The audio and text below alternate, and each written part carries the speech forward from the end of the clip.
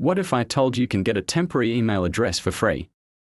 You also have access to the inbox of that email account.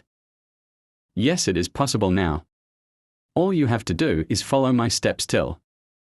Make sure to watch till end. First, open your browser. It could be your phone or laptop. Now search TempMail in search bar.